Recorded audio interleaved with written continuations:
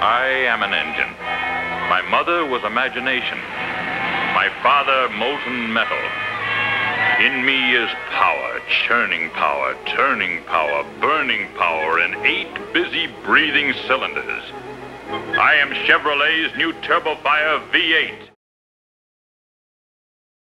We are doing a history fair presentation on how American cars and European cars inspired each other over the ages to create better cars.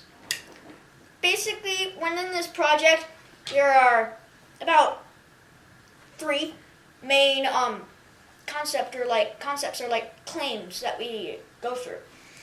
The first one, fierce car maker competition, like within Europe and America, and sometimes even within their own countries. Like, for example, the Corvette, born out of cars that Americans had gotten to know across the pond when visiting and stationed during World War II. The second reason was the widespread use of technology, which is now used in many of today's cars, such as automatic shifting and automatic starter buttons. Teletouch? Yeah, teletouch. Simple. The third is how most companies develop their own classes, such as some being like luxury car automakers, while others might be more of an economy or like sports car creators. Yeah, so let's get started. The competition between the American car industry and the European car industry caused them to create better cars because they tried to outdo one another in style and performance and made better cars in the process. The competition between car makers was fierce, and each tried to outdo the others in its cars. This evidence shows that the companies made cars that were specifically aimed to be better than their competitors. This is an example.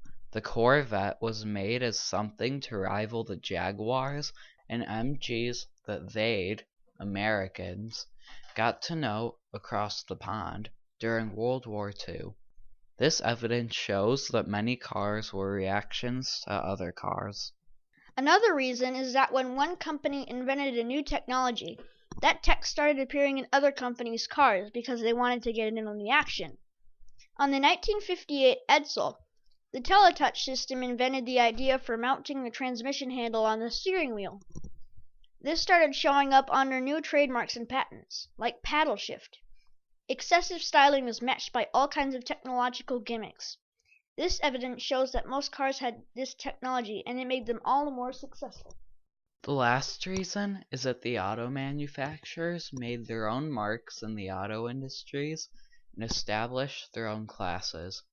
This is because in Europe, the 1950s saw the creation of a series of remarkable high-performance cars, whereas in America, it was typical of American cars to be almost 18 feet long and extravagantly finned and chromed.